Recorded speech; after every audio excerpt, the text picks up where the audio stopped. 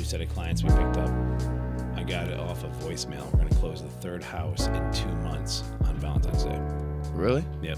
Wow. All in like the 140s to 160s, so nothing like groundbreaking. Yeah. But I'm a volume guy, right? Yeah. I just want volume. And then actually, there's something very close in the $1 million range. We have an offer on that they might say yes for the same group. You told me this last night. Yeah, I don't want to bring it up on the air, but it's still There like, goes your it's, deal. No, well, it's still so cool. Like Yeah. to be able to like park in front of the building and say, as I walk here, be like, hey, that could be the strong possibility in the next week or two or a month or two. I've gotten into I'm trying to get more into development myself. Not developing myself, but being a developer again. That's more exciting.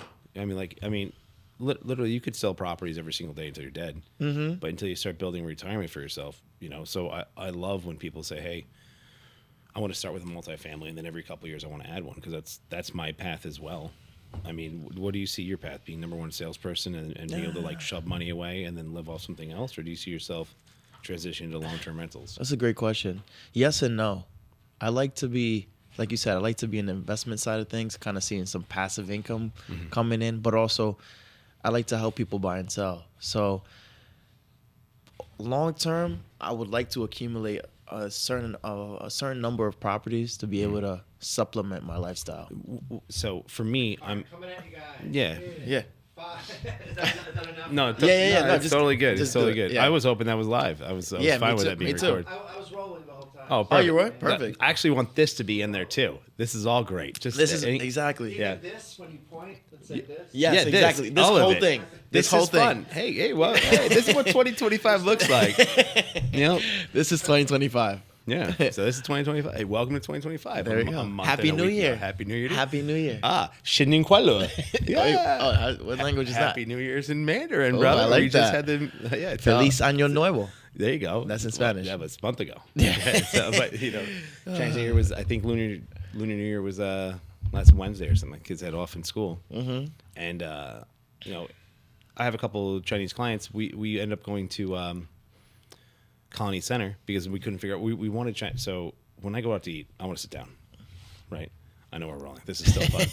I want to sit down. Like if I'm paying for the out of the house experience, I don't want to then bring stuff home and sit, and then the kids want to run off to a screen. The moment they're full. Mm-hmm. I like the captiveness and being somewhere else, especially if I'm paying restaurant prices. So we go Colony Center food court. And I said Shinin Kuala, and the ladies there were just absolutely loved me. And I've talked to them once or twice before. We don't go that far out to eat very often. Mm-hmm. And they're like, they say it's you're the snake. I said, how do you say snake? And she's like, yeah, or something like this. I'm sure I'm wrong. Mm-hmm. But it was fun. You sound right to me. Well, thank you. And Charlotte, my 8-year-old, Yeah. which I don't normally name drop my kids on radio, so here we go. She was trying too, and she knows Shinin Kuala, so she said it, and oh my god, dude, I love people. Mm-hmm. I think You say so fluently too. no, How do you pronunciate that? Shanae? no. So it's so when you learn Chinese, so if you want to learn Chinese pronunciation with like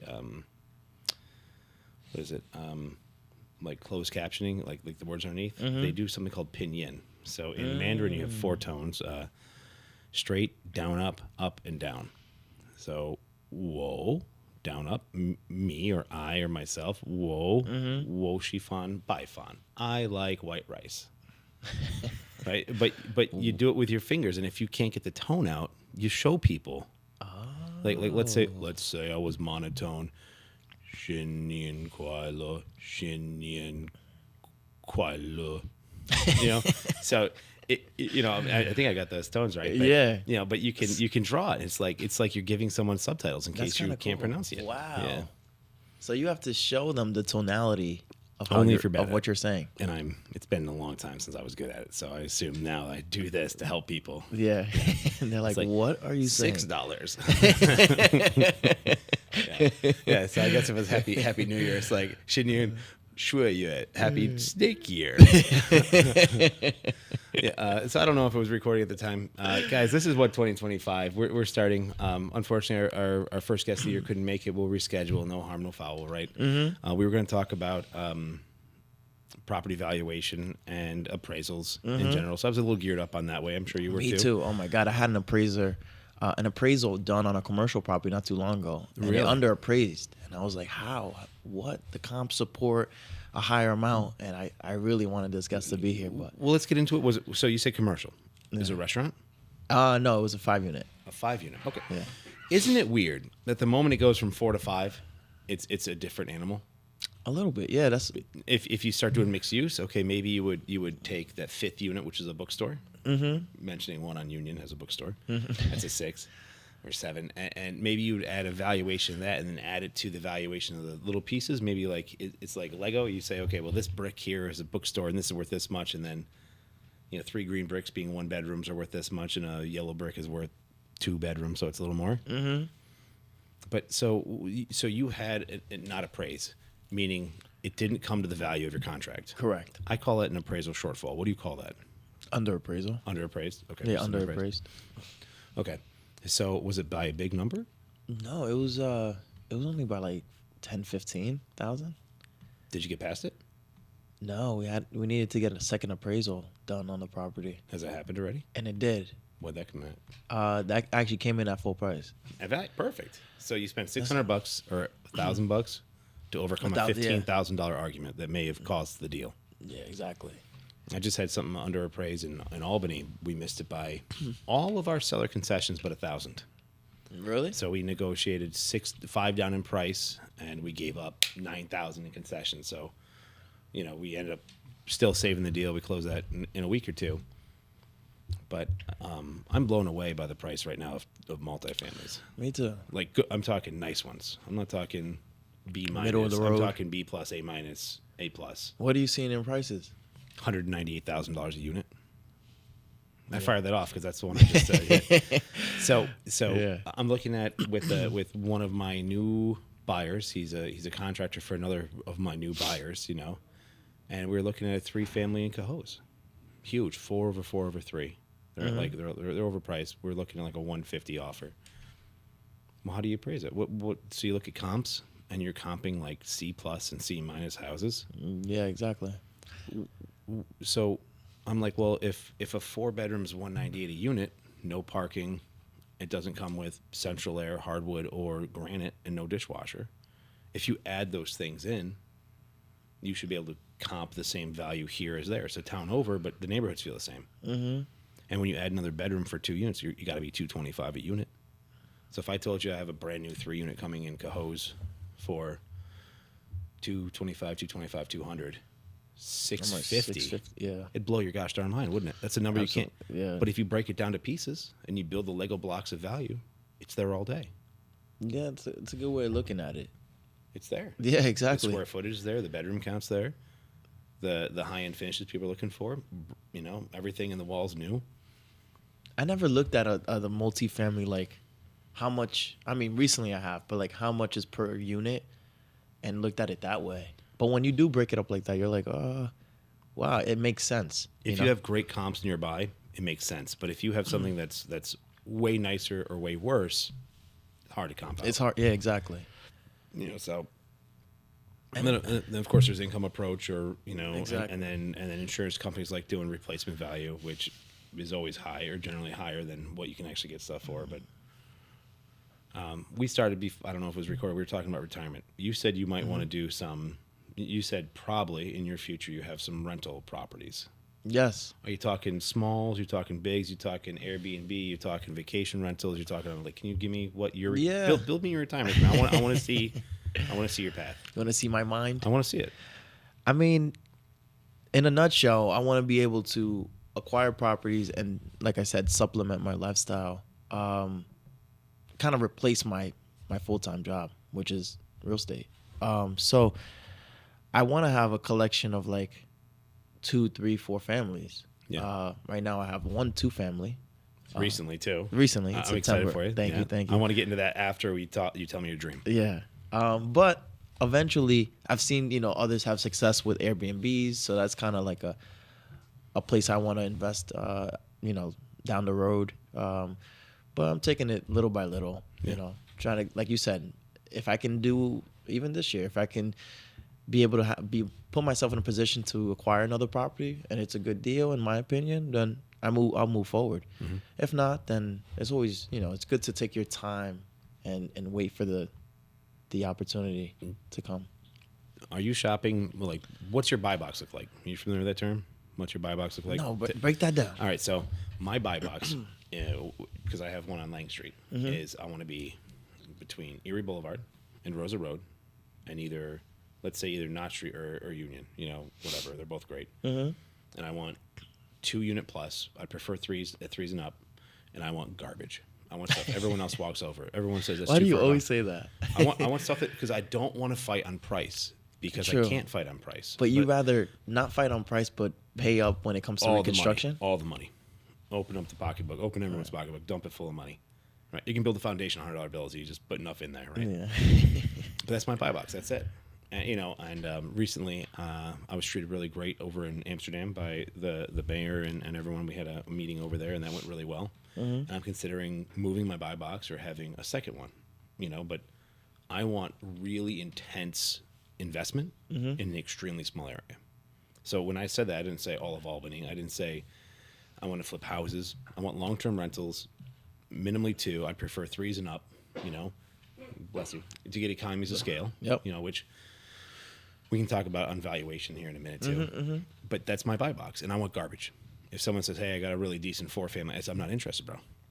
I'm not interested. Really? I'm not interested in a really cool or potential opportunity in a mid-level. I want the garbage. I want stuff that everyone walks over and wouldn't pay a dime for, because that's what I'm willing to put in. Yeah. But how about if you can buy something that's not as updated, you can add value where you can, per unit, and get a good fair price on it. You wouldn't. There's too much competition for that, right? Yeah, I don't want to compete against that. And if I buy it cheap enough and I do everything new, I have complete control over what's in the walls, insulation, wiring, plumbing. I have complete control over where my walls are.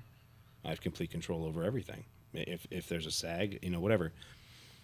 I'm not going to buy a well-priced 3-family for $300, which would be a good price in today's market, if it's fair. Yeah. And do a full gut rehab Absolutely. and say, you know what, I've got knob and tube in some of these walls. I can't do that, but at the right price, I can do anything. So that's but I also have it. So I have an area, I have a size, I have condition, and condition dictates price. That's my buy box. So where did you buy you don't have to give the full address, but where did you buy your first property? 123 ABC Street. No. In Albany, New York, right? It was Albany, right? It is in Albany. All right. No, I mean, if I was to, I like the way you broke that down. If I was to think of my buy box, it would have to be, at the moment, it would have to be in Albany. I would prefer 3s and 4s moving forward. Sure. But if a great 2-family comes up, then I'll jump on it. Under 300. And then the condition for me, I mean, it should have off-street parking. I'm kind of spoiled with off-street parking now, so I don't know how. We have good buses, though. That's true. That's true. But if I was to live in it, then I would want to have off-street parking. The reason being is, the way I see it is, if I, like you said, I bought a property in September. So if I was to move out, I would want to fully rent this one out and move into another multi-unit and kind of rinse and repeat, fix it up. So you're willing to own or occupy everyone on the way, so you can get those better discounts. Exactly. We had a great conversation with Phil Reese on this one, right? It's funny. I saw Phil Reese at a Homestead party event. Yeah. If you don't know who we're talking about, guys, we've got plenty of recorded episodes. It's so fun. He wants to come back too. I like Phil. I had a great conversation with Phil, but I think we did that mind game. It's much easier to go from 4-3-2-1 than it is the 2-3-4, right? Because you have to have a story that the bank's going to believe. And not that we'd ever lie to the bank, but No. everybody wants that 3 to 5 to 10% down payment on a multifamily, and we want preferential treatment on our whatever. We just closed a 2-family over in Amsterdam, and we had too much money in the seller concessions, so we couldn't give that money back. It was going to go back to the seller, which is a weird thing. So we used all that money to buy the rate down, 5.62. Wow. Yeah, That's we bought a 1.5% buy down. When you say we, it's just you? No, client. So I always refer my purchases as mine. because I get emotionally and mentally and physically and financially tied to these, right? And we're obligated to treat. We're fiduciaries. So if your money is somewhere not with a fiduciary, you should think about hiring one of us and buy some rental property, because we work legally on your behalf. We're held legally accountable. Correct. To treat each other's money as our own. So when I give advice and someone says, "Should I buy this?" and I see a great paycheck in it for me, but I wouldn't do it, I say no. Yeah. I've lost deals. Yeah. You and I both. But that's the way I'd want my money protected. We had too much seller concessions, and KeyBank gave $5,000 for the location, so we had 21,000 as concessions. We only needed like 14, so we had like $7,000. So we prepaid everything we possibly could and bought the rate down aggressively. Wow! And it saved her $240 for the next 30 years per month for 30 years. That's $60,000 in savings. Yeah. So we did too much. In the end, we saved her $60,000. Wow. That's banging. Yeah. And I don't know when That's we're going to sweet. see a better rate under 5.5. Not for a while. It may not be this year. I heard they just hit 7s. Yeah, low 7s. Yeah, it's been. I know they've been around the high 6s, low 7s, but now I think it's like a definitive low 7s. But we would have to check with a mortgage lender, Phil Reese. Phil Reese. Yeah. Cool. So Yeah. so my buy box would change if something really cool came up. Like, let's say I had a lakefront property that it just came to me, and that what I do, I would try VRBO, right? I would do something different. What is that for people who don't know? Vacation rental by owner. Okay. So it's Airbnb, but you're not renting a room or a level. You're renting the whole box, the whole house. But on something like that, you would have, you put a sauna in there, you put a hot tub in there, you'd have a kayak that they could use, on a lake or a river, and on day one or every third day, you deliver a homemade pie by someone local and a bottle of wine, because you could be renting this out for $1,000 a night if it's on a lake, right? Yeah. Do whatever you want. It's no longer about, hey, I need a place to sleep that's safe and quiet. No. I am renting the experience. You pay a lot to rent an experience. Exactly. My office rented out an Airbnb by Saratoga Lake actually a couple days ago for a group of ours, and that was amazing. I mean, it was like a $1 million cul-de-sac. Yeah. And I said, "Holy moly! I need to get to this level at some point in my life." There are people who are really good at vacation rentals and Airbnb, and they're like 90% occupied at a rate that you only need to be 30% occupied to pay for your rent. So when someone's 90% occupied, they're making 3 times the monthly rent, but it's active income. The sheets aren't washed and put on the bed by themselves. Things aren't cleaned up. No one goes through the fridge to throw away the leftover Chinese food. Someone needs to do all that. And I'm stuck with how much of anything do I want to do where I have to actively manage it. Yeah. Because that becomes a question, because you can't change sheets up in Saratoga and change sheets in Albany and go down to Hudson on the river and change sheets in the same day. You got to hire some of this out. Otherwise, all you do is sit in the car. Exactly. And then show houses in between and respond to emails, follow schedule. Yeah. Come on. Yeah, it's a lot. You need leverage, but that's everything in life. So I guess when it comes to your long-term goals, what is it?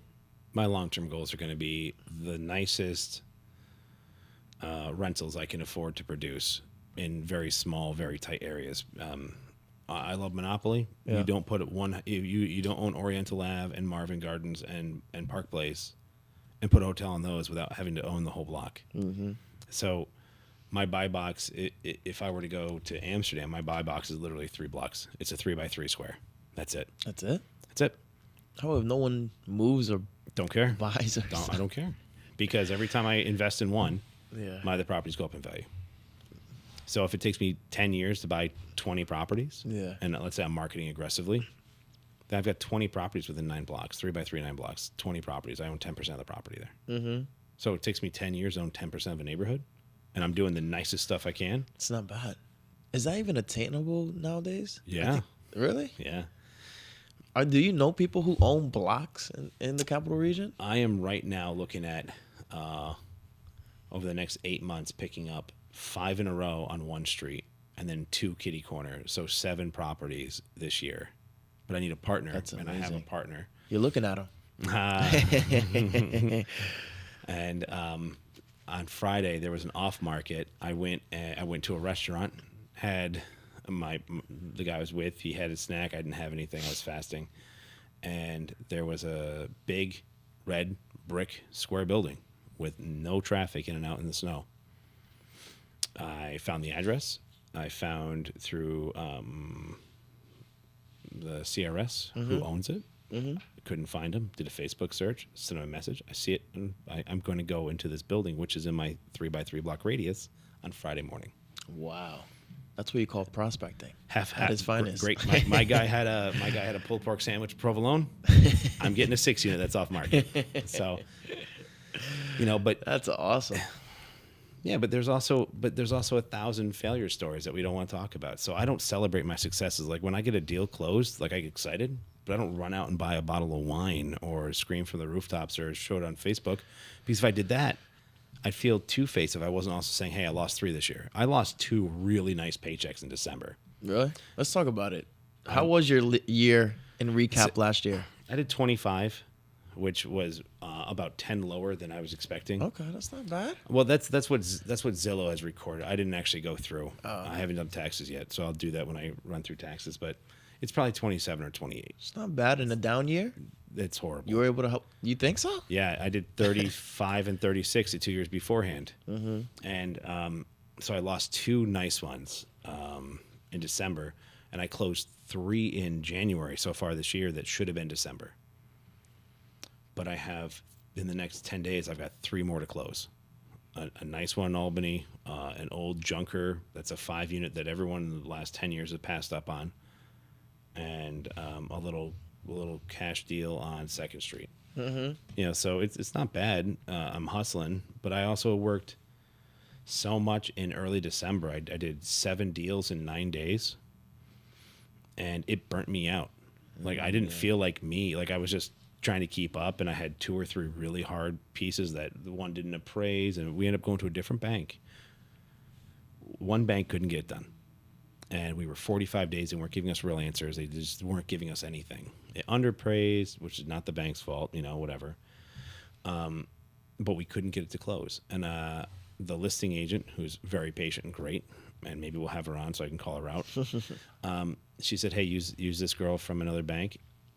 From contract to clear to close, literally 14 days, which is 10 business days. They got the contract, and 10 days later, clear to close. We're going to close on the 11th. The other bank took 45 days to not answer questions, and in 10 business days, boom, boom, boom. Yeah. So please, guys, when your real estate agents give you recommendations, use them. Yeah, We're out here every day. that's true. We see the best, and we see the worst, and we recommend the best. Yeah. Right? I wonder why people don't. I mean, a lot of people I've helped, they've always adhered to my recommendations, but I don't know why others don't listen to them. Maybe it's just, you got a list of referrals. You're like, I don't trust these referrals. I'm gonna just go on my own.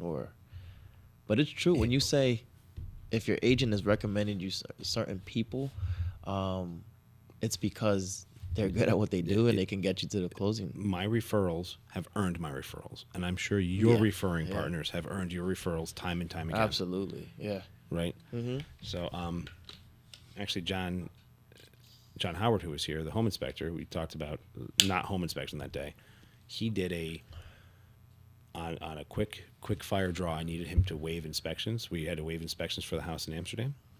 So he came up and did a full inspection, but no report for us. And there were no majors that popped up. And my client felt that was comfortable enough that we just were able to waive our inspection because we had an inspection without paperwork. Are you serious? Yeah. That's and amazing. that relationship and that recommendation got the deal done.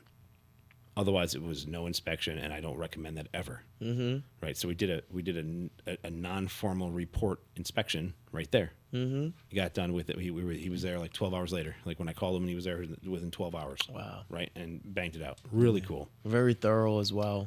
John's a professional. Thank goodness we have referring partners, because if I didn't have that tool, I'm not calling John a tool, but if I didn't have his ability to do this in my pocket, Yeah. we wouldn't have gotten the house. Exactly. And probably my client would have gotten buyer fatigue and left. Yeah. It You happens. always could have called your dad too. No. So So, it's conflict so of I can interest. refer my dad Yeah. as a real estate agent.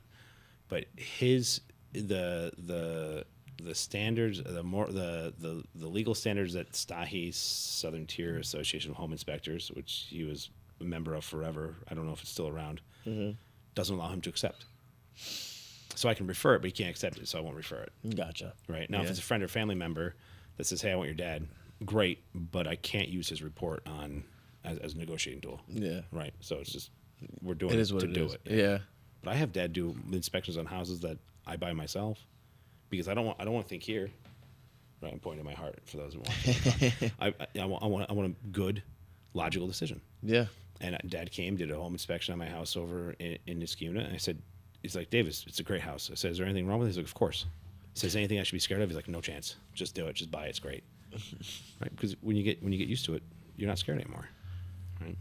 And sometimes you need that person who isn't emotionally attached to be able to give you a good analysis of the property. When you fall in love with your clients, which we do, I don't mean romantic love, but you're out showing someone and you meet their kids or they talk about their cat. I've got a client that has a cat named Mozzie, short for mozzarella, right? And he talks Not Maserati? No, that's actually another one. That's actually, I'm going to bring that up. And when he bought a house, he bought his cat a Playmate because he didn't want his cat lonely anymore because he wasn't in an apartment anymore. Oh, wow. He had the ability to That's go up. nice of him. But that's freedom of choice. Yeah. Right? And He's such a cat dad. he is a cat dad. He is a cat dad. But you get to meet someone. I showed him 68 houses. He's at 68? 68. Wow. That's the high. I've shown a lot of people many houses, maybe not 60. So you can go into your MLS and you can go into showing time and click on a name. As long as you're always assigning the name, you can see which houses they've seen. Now and that's just requested and approved. So then you have to go through declined or canceled to find the true number. Yeah. But I've got an investor buyer that I've shown him 55, 56 now, and he's bought 5. So every 11, he buys a house. So he's like, "Dave, let's go see 4 houses." I'm like, "That's a 50-50, baby, if we're buying one this week." So, I don't know. Well, I like that because it comes down to the numbers. it's always numbers, man. Yeah. So I submit offers. I do a lot of escalation clauses, and I set starting and ending.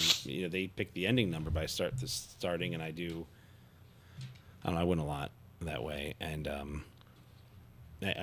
I can't give you my secrets. But I want to so badly say it, but I can't. I can't give you my secrets. You told me offline. Yeah, offline. Yeah. Anyways, we've been shooting the poop here like 40 minutes. You have anything else you want to talk about? Just looking back at last year, what we did, like almost 25 episodes consistently, month over month with Zeb, and everybody else a part of it. I mean, it was a year of consistency for this podcast. This was really and I had a lot of fun. I think we became more less robotic. I was a little robotic, and I feel like a couple times my ADD took us off course. But I'm trying to pay more attention to that. But I'm excited about what 2025 brings for us. Yeah, you and I both. I want to see some repeat clients. Not clients. Oh my God, it's stuck in my head. Repeat guests to come back and say, "Hey, the updates. Hey, this is what the comprehensive plan's looking like." We can talk about comprehensive plans and where that's going. We can talk about what business improvement districts or semi-government organizations are doing to beautify in spring. We could bring our property manager in and say, "Hey, now that winter's over, this is what you do for your house." Yeah. And we can bring back similar or different people. There's whole categories. And I really want to get out in the field a couple times. I really want to get a nice, we got to get someone with a high-end camera. Not a GoPro, but a high-end camera. Something like and these? a boom mic.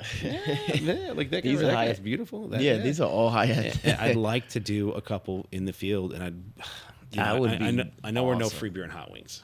No what? Free beer and hot wings. The morning talk show. Anyways. Okay. We probably wouldn't draw the crowds, but how fun would it be to be in the farmer's market and say, "Hey, with chickens and trolleys?" Dude.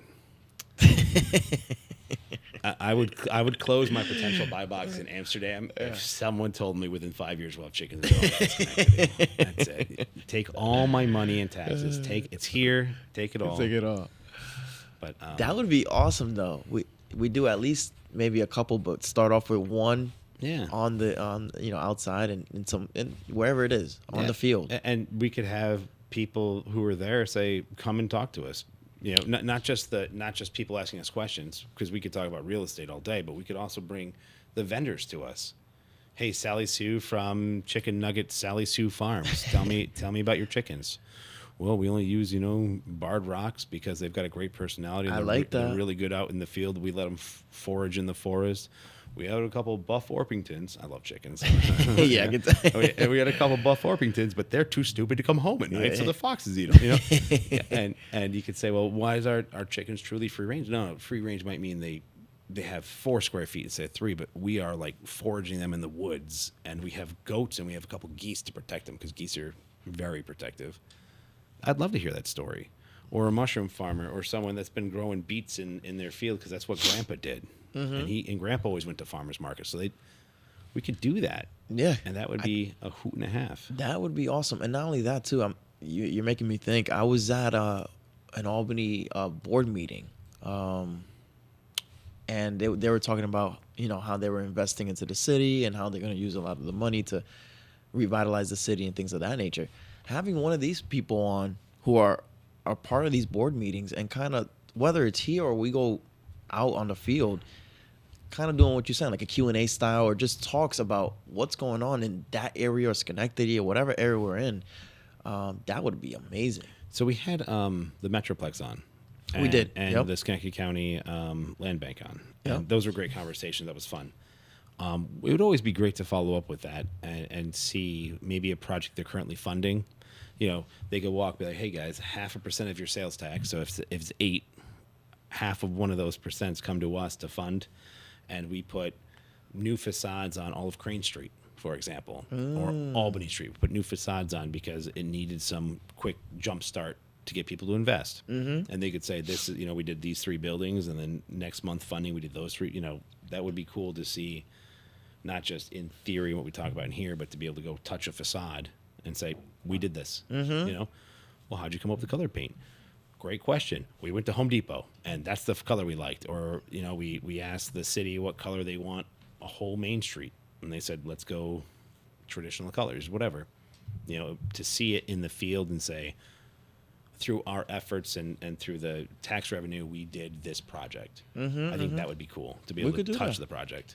I think we're speaking into existence. We're going to do it. And we're both going to buy multi-families this year. Yeah. Maybe not multiple, but let's see, maybe another one. Just for fun. If you negotiated net to seller for someone $300,000 on a 2 or 3 family, you could come in at $345, net to seller $300, and pay yourself a $45,000 commission. Oh, really? Why not? Is that the seller's concessions piece you're talking about? No, doesn't touch seller concessions. Why not? If you're $300,000 and you're at 2.5% buyer agency, they're going to get $7,500 less. So their actual net from your side is going to be $292.5. Yeah. So a $330 gives you $37.5 in your pocket, and you just borrowed money from the bank on your own. Yeah, I guess if you want to finance more. Yeah, okay. So you cash flow $30,000 less at 8%. You cash flow $2,400 less a month. You're $200 less. But this year you bought 2 instead of 1. It's not about the way of putting it. Doesn't say you can't. Maybe that's the way I do. Maybe that's the way I buy multiple this year. If you guys, we are very creative. If anybody's looking for an agent to get everything you're hoping done, Jerry and I could do it. That's true. And we'd like to. It's true. So, but use some of our recommendations from time to time to make things smoother. Absolutely. Oh. So I'm looking forward to 2025, both personally, professionally, and for the podcast. If I'd love to see more comments in this section, though I probably have not been responding to any if there have been.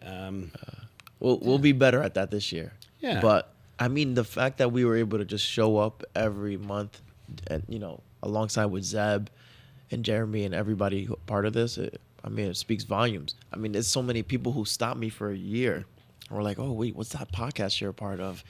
Oh, that was cool what you were talking about, on this and that." That's kind of, it's showing you that it's reaching people. Yep. And if the information can get out there, we're doing we're doing a good job. Yeah, I also want to bring in business owners that are local. I know we talked about it last year. I want to bring in a couple of business owners. Hey, why'd you invest in Schenectady? What do you see for, and like, what would it take for you to open another restaurant? What would it take for you to buy another rental property this year or two more? You know, because what if it's like, well, I just need someone to find them. Boom, they got us. Or, hey, I'm looking for more labor. What if I got someone that's got labor and sitting in the weeds? You know, We did have that one guest, Lockman, remember? yeah. Who was a local investor. Actually, I helped one of his brothers when I first got into the business buy a city-owned property. Tika was here, So Tika, Yeah, and you know, what if we talk to him and say, hey, what does it take for you to buy another 10 unit? You know, another one might have to come to market or something, but I think that's a good way. I think it'd be a great way, and I'd love to see someone who bought a city property, and I'd love to see someone who bought a commercial space and why they bought it and what their dream would be. They go through it. There's so much room for possibilities and options here. Especially like you said, when someone purchases a city-owned property and then flips it, or you know, makes all the changes they have to do. That's kind of cool to see a before and after of a property like that. So even interviewing those who invest into city-owned properties and seeing that's food for thought. I like that. If you're asking me, I think hickory flooring looks really good. Hickory what? Hickory wood flooring. A lot of texture, like a lot those? of color. Yeah. It's a solid hardwood. It looks great. I'll show you a picture. Yeah.